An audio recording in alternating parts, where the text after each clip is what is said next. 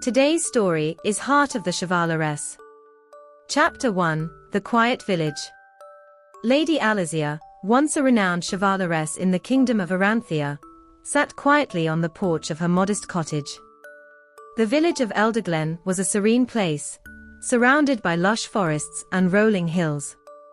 The gentle breeze carried the scent of wildflowers, and the distant laughter of children playing in the fields filled the air. It was a peaceful life, a far cry from the clashing swords and galloping horses of her past. But peace had not come easily to Elysia. Her heart still yearned for the thrill of adventure, the camaraderie of her fellow knights, and the honor of serving her kingdom. Yet, she had chosen this quiet life after the devastating loss of her closest companion, Sir Gareth, in a battle that had left her spirit weary. As the sun dipped below the horizon, casting a golden hue over the village, Elysia noticed a stranger approaching. The figure was cloaked, their steps hurried and purposeful. She stood, her instincts as sharp as ever, and called out, "Who goes there?" The stranger paused, pulling back their hood to reveal a young woman with eyes filled with desperation. "Please, my lady, I seek the Chevaleresse of Eranthea. They say she resides here." "You have found her," Elysia replied, her curiosity piqued. "What brings you to Elderglen, young one?" "My name is Anwen," the woman said, her voice trembling with urgency. "My village is afflicted by a terrible curse. Our crops wither, and our people grow weak. We need your help to lift this darkness." Elysia's heart quickened. Though she had sworn off the life of a knight, the plea of the young woman stirred something deep within her. "Tell me more," she urged, her resolve hardening. Chapter 2, The Call to Arms. Anwen recounted the plight of her village, Caerwyn, a once thriving community now shadowed by despair. The curse had taken hold months ago, spreading like a malignant fog. Many had fallen ill, and none could discern the cause or cure. Desperate, the villagers had turned to the legends of the Chevaleresse, hoping against hope that Elysia could save them. Elysia listened intently, her mind racing with possibilities and strategies. She had faced many challenges in her years as a knight, but this was unlike any battle she had fought before. Yet, the call to arms was undeniable, igniting a flame she thought extinguished. "I will help you," Elysia declared, her voice steady with determination. "We leave at dawn." Throughout the night, Elysia prepared for the journey ahead, donning her armor and sharpening her sword.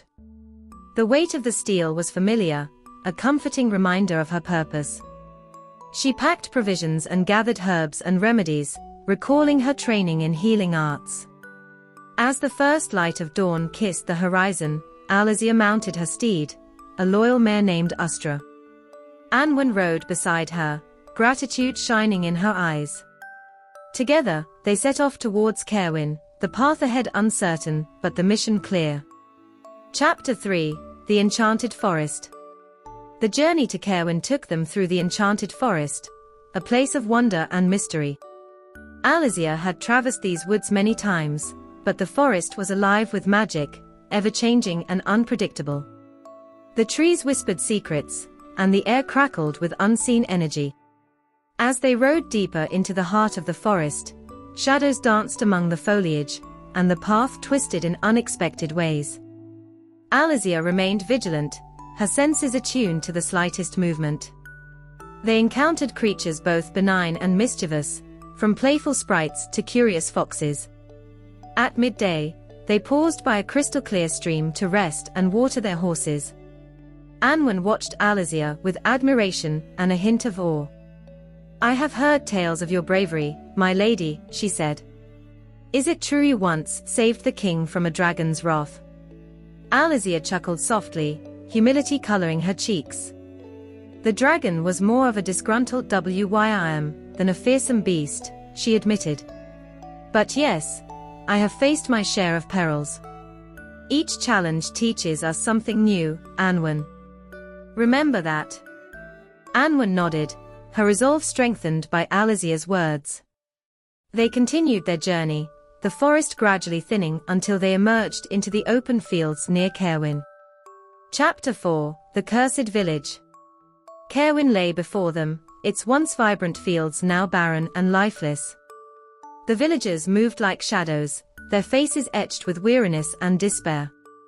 Elysia felt a pang of empathy. She knew the toll such suffering could take on the human spirit.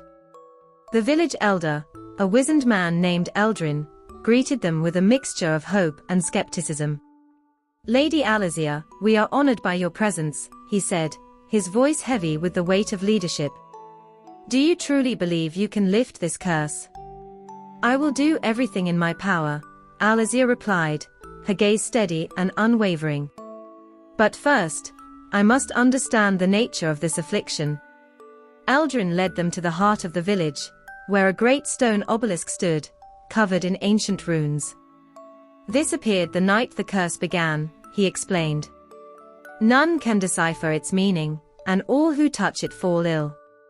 Elysia studied the obelisk, her mind racing with possibilities. The runes were unfamiliar, yet they pulsed with a strange energy. She reached for her satchel, retrieving a book of arcane symbols she had acquired during her travels. As the villagers gathered around, Elysia worked tirelessly, cross-referencing the runes with the symbols in her book. Hours passed, and the sun dipped low in the sky, casting long shadows across the village square. Finally, Elysia stood, her expression one of cautious optimism. "These runes speak of an ancient magic, a binding spell powered by the essence of the land itself. To break it, we must journey to the source of this magic, and confront the one who cast it." Chapter 5: The Dragon's Lair. With renewed purpose, Elysia and Anwen set out once more, guided by the map Elysia had meticulously crafted from the runes. Their destination was the Dragon's Lair, a cavern said to be the dwelling of a powerful sorcerer rumored to be the source of the curse. The journey was arduous, taking them through rugged terrain and treacherous mountain passes. They faced many challenges, from fierce storms to perilous cliffs, but Elysia's steadfast courage and Anwen's growing confidence saw them through. As they neared the lair, the air grew thick with tension, an oppressive heaviness that made each step a struggle. The entrance loomed before them, a gaping maw in the mountainside, shrouded in darkness. Elysia drew her sword, the blade gleaming in the dim light. "Stay close, Anwen," she cautioned. "We must be prepared for anything." Inside, the cavern was a labyrinth of winding tunnels and echoing chambers. Strange symbols adorned the walls, and the air hummed with magic. The sound of dripping water resonated through the darkness, creating an eerie symphony. At last, they reached the heart of the lair, a vast chamber bathed in an otherworldly glow. In its center stood the sorcerer, a figure cloaked in shadows, his eyes gleaming with malevolent intent. "Who dares to challenge me?" the sorcerer intoned, his voice a chill wind that swept through the chamber. "I am Elysia, Chevaleresse of Aranthia," she declared, her voice ringing with defiance. "I have come to end your curse and restore peace to Caerwyn." Chapter 6: The Battle of Wills. The sorcerer laughed, a sound that echoed like thunder. "You are brave, Chevaleresse, but you are no match for my power." Elysia stood her ground, her sword raised in readiness. "Power is not the measure of a true knight," she replied. "It is the strength of the heart, and the courage to stand for what is right." The battle that followed was one of both magic and steel. The sorcerer unleashed torrents of dark energy, each blast a searing wave of malice. Elysia parried and dodged, her movements a dance of precision and grace. Anwen watched from the shadows, her heart pounding with fear and admiration. She saw the struggle etched on Elysia's face, the determination that drove her forward despite the odds. Drawing upon her own reserves of courage, Anwen remembered Elysia's words of wisdom. With a deep breath, she stepped forward, her voice ringing out. "You may wield great magic, but you underestimate the power of hope and unity." Her words struck a chord, and the chamber resonated with a newfound energy. Elysia seized the moment, her sword arcing through the air with unerring accuracy. The blade struck true, shattering the sorcerer's defenses and dispelling the darkness.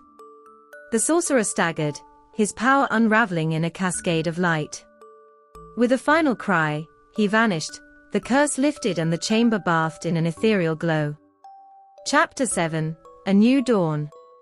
Elysia and Anwen emerged from the cavern, the first rays of dawn painting the sky in hues of gold and rose. The air was crisp and clear, a stark contrast to the oppressive gloom that had shrouded the land. Back in Caerwyn, the villagers gathered to welcome their heroes. The fields were already showing signs of recovery, and the people moved with renewed vigor and hope. Eldrin approached Elysia, gratitude shining in his eyes. "You have saved us, Lady Elysia," he said, his voice choked with emotion. "We are forever in your debt." Elysia smiled, her heart lighter than it had been in years. "It was not I alone," she replied, glancing at Anwen. "It was the courage and unity of all who stood against the darkness." As the village celebrated, Elysia felt a sense of fulfillment she had long thought lost. Her journey had rekindled the spirit of the Chevaleresse within her, reminding her that the call to arms was not just a summons to battle, but a call to protect and uplift those in need. With the sun rising higher, Elysia knew her adventures were far from over. The world was vast and filled with challenges, but she was ready to face them with courage, honor, and the unwavering spirit of a true knight.